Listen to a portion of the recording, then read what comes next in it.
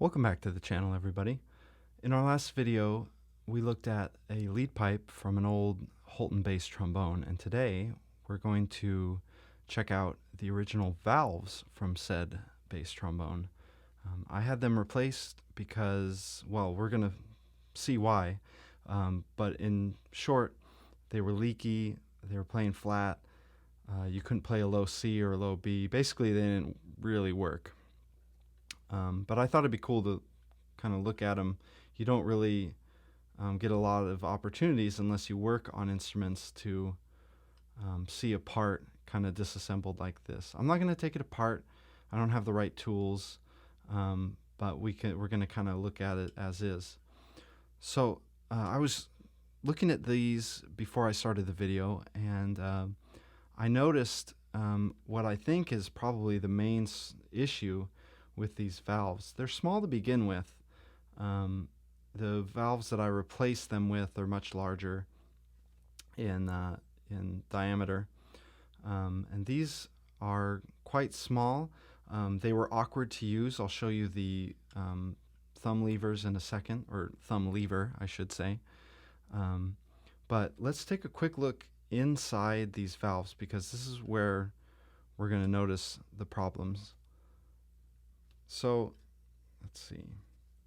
So this is the F valve here, and this is the D valve. So open horn without any triggers depressed, it's going to look like this, and you can kind of look through it in its current state, right? Now this is a little bent from disassembly. It doesn't matter too much, and you can kind of see in from the other side as well. Now let's turn them. Let's, as if we were depressing the trigger. Now let's have a look. So F valve is now depressed. And this doesn't look too bad, but you can see there's a bit of a gap. On this side, the valve moves a bit too far, and you can kind of see the shadow in there. Come on, get you to focus. Yeah, you can kind of see the shadow the light is casting, right? On this side, it's a bit different story. You can see the shear line of the valve. Now that's not too bad, but I feel like this valve isn't really the right size for its casing, if that makes sense. Okay, so that's going to cause the air to tumble and turn in a weird way when you're using it, right? Maybe leak out a bit as well. Okay, let's look at the D valve. So again, let's see. These are depressed. The air would normally, not using the valve, would continue through here and then flow out into the bell section. That looks fine. The shear line looks okay. I don't know if you can see that or not, but it comes up a little bit too far as well. Let me make sure. Yeah, that's as far as it'll go.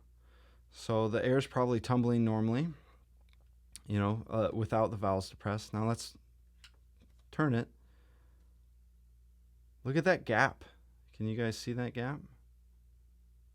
This is all the way depressed, and you can actually see there's a gap there, and in addition, it's not aligned correctly, right? So this tube is not, the air is going to react very strangely. It's going to feel tight, but also like you're losing air, which is exactly how it felt. And on the other side, you can see it's actually like, it's just not built right for the instrument, for the casing, right? There's that huge gap in there as well. See that? Okay. So, it was a good, I'm glad I had them removed. Basically, it was weird to play, and I felt like I was losing air, and you can see sort of why that is. The other issue with these valves, this is from I'm not sure if I said it yet or not. This is from a 1974 Holton TR180, double valve bass trombone. And at the time, they didn't really use, as far as I know, the bass trombones at the time hadn't really come up with the over-under solution to the valve triggers, or the valve levers, I should say. So what Holton came up with was something called a glance bar. And the way you would use it, it was awkward to hold. It was hard to hold. I used to get stabbed by these springs all the time. They were too long, and this would stab me under my fingernail, which hurt. You'd be gripping the horn like this, and to use the F valve, you'd throw the thumb forward, right? Fair enough. That's how it works on most instruments, right? Throw it forward with your thumb, okay? To use the D valve, and remember, this is a dependent valve setup, so to use the D valve, you had to use the F valve. You would then have to roll your thumb like that up the bar, and it was very, very stiff. It was really stiff. Took a lot of hand strength, and just clunky and awkward. You'd have to roll it up the bar to depress the D lever. So not a very good design. Took a lot of getting used to. It worked, but not super ergonomical. Anyway, that's the assembly for a Holton 70s bass trombone, TR180. Hopefully you find that interesting. Anyway, I'll catch you next time.